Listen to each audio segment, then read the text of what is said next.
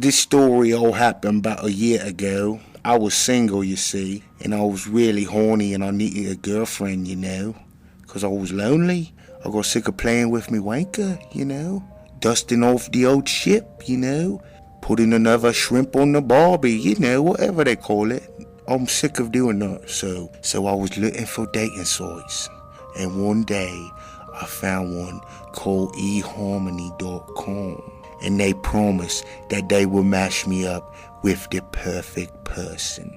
So I put all my information into the pooters, click, click, click, and I waits about a day, I do, and all of the sudden in the email came a message from the eHarmonies, and they said, we have found your perfect match within 99.8%.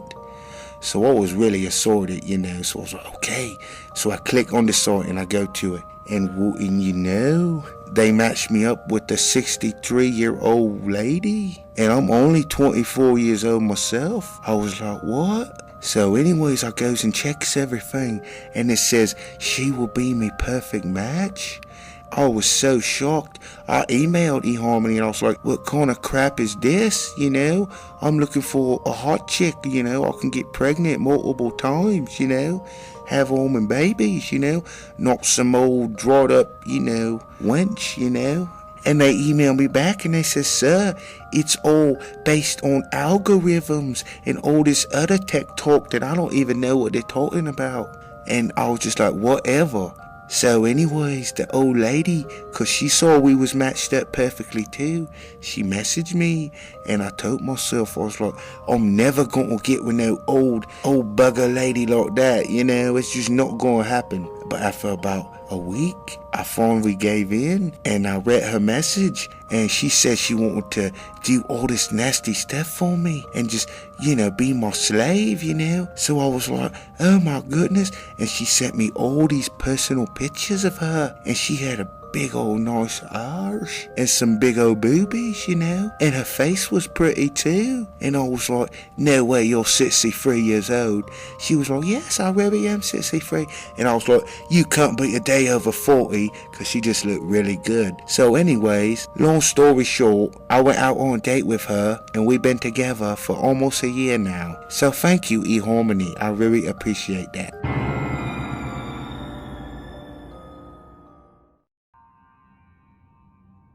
This story was submitted by user Joe Blow 6969.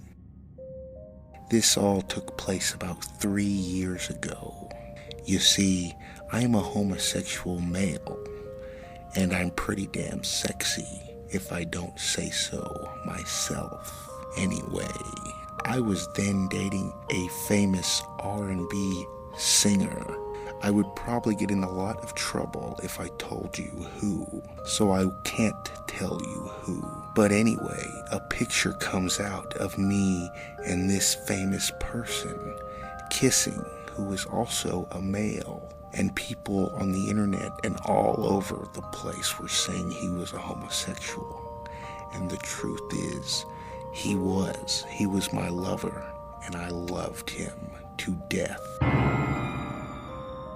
But he disowned me, and he claimed he was not homosexual, and it broke my heart. So we broke up. I just wanted to tell anybody reading this, don't ever trust your heart to just any pretty face, because all these men out here want to do is crush your heart. I love that man. He was my boo. He actually made many songs about our relationship. The public just doesn't know it. Anyway, I'm going to stop talking now, so as I don't get into trouble. Thank you for reading this, and that's the end of the post.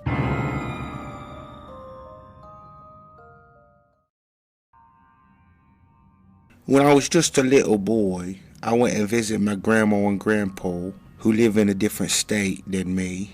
Well, anyways, they live by the lake, and this is really nice, and so it's all going good. And then they bring another little kid out to play with me one day, and we were playing, but I noticed the kid was he was kind of not very bright, you know. He was kind of dumb, I guess you would say. Anyways, I played with him all day, and then when it was time to go, his mama said, "Why don't you guys get in for a picture?" So I was like, okay, you know, sure, whatever. I don't care, whatever, you know. But anyways, he just started crying for no reason. And the mama said that he's got emotional problems because his daddy had left. So anyways, we tried to take a picture for about 30 minutes. The whole time the little kid was crying for no reason. I was like, what is this kid's problem? And not to be mean or anything, but I understand why the dad left now. I mean, if I had this little brat that was at home just crying for no reason, you know, I'd probably leave too, you know. So little bratty kid who wouldn't stop crying for 30 seconds so we could take a picture. Let's never meet again.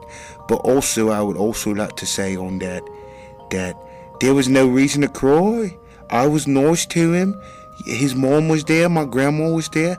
I don't understand why he was crying. Maybe because it was the last time we were ever going to see each other. But I'm glad that I never saw him again. That kid was annoying, little brat.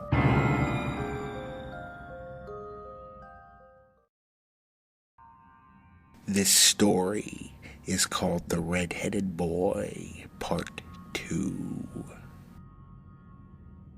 When I was in college, my roommate was a redheaded boy. And as everyone knows, redheads do not have souls. You think you're scared? Listening to this, think about how I felt. I had to live it.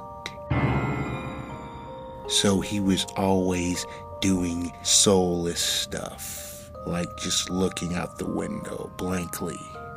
I don't know what was wrong with him. Anyway, one day, a package comes for this redheaded boy, and in it was a letter from his girlfriend, and she said that she didn't want to be with him anymore, that she had found someone else.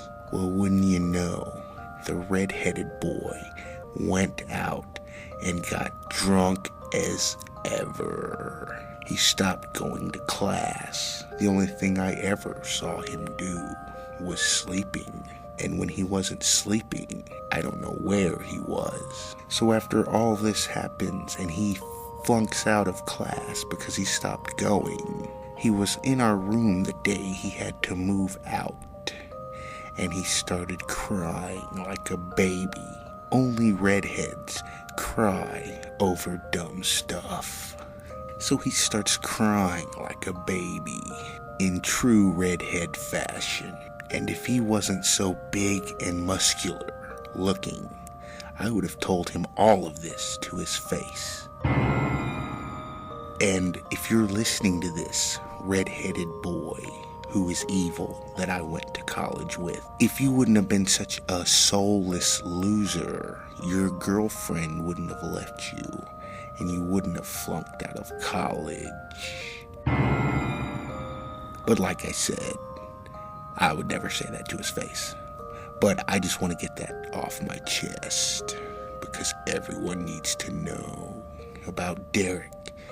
Yes, you, Derek. I hope you're listening to this so bad. I hate your guts. So Derek, loser who failed out of college, lost his girlfriend, and who has no soul, let's never meet again, you loser.